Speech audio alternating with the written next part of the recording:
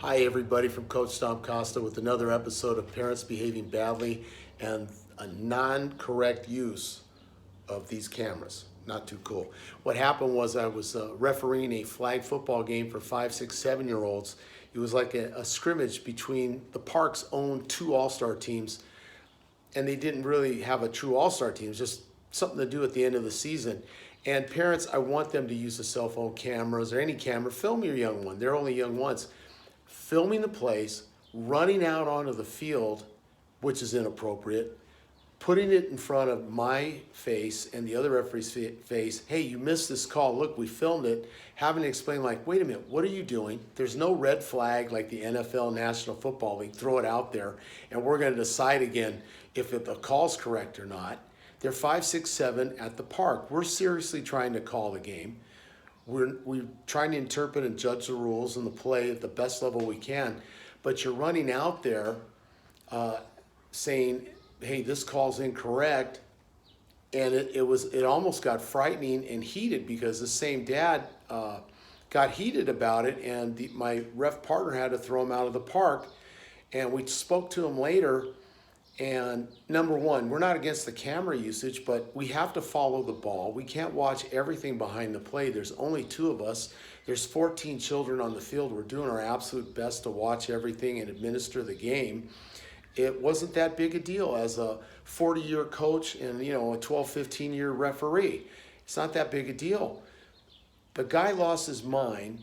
My partner had to throw him out of the park. Not only off the field, but out of the park, into the parking lot.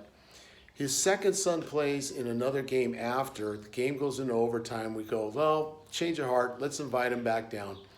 He comes back down, and after that game, with the park director and ourselves, he basically shared, and this blew my mind, we don't like me as a ref, which is fine. We don't like the calls that he makes. Okay, I get that. But this one really threw me. We don't like the calls he doesn't make. It's like, you don't like the calls I make.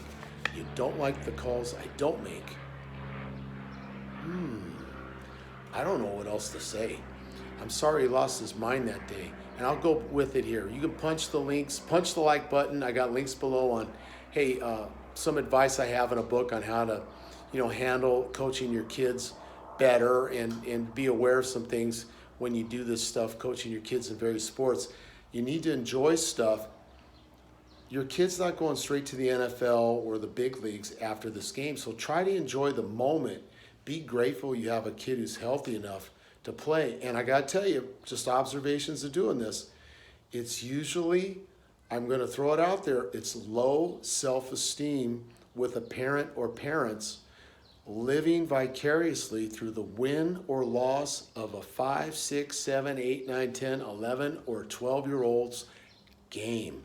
They are living vicariously. That win feeds their own ego, which seems to be, at some point, a little bit of a lack, because the most people that seem most self-assured, seem to have self-esteem, never a problem at a youth game. Never. I think it's an epidemic levels of dysfunction in our country by the way some people behave at youth sports contests. I'm for competition and what it teaches kids, but their parents sometimes, it's a little bit like disconcerting, it's outright frightening. Anyway, bring your cameras, film the game, don't run out onto the field and go, hey, you missed that call, look at this, unless you know me since we were 6 and you want to bust my chops. Otherwise, there's no place for it. Enjoy your children and have a great one until the next video. Thank you so much for watching my stuff. I love you and appreciate you.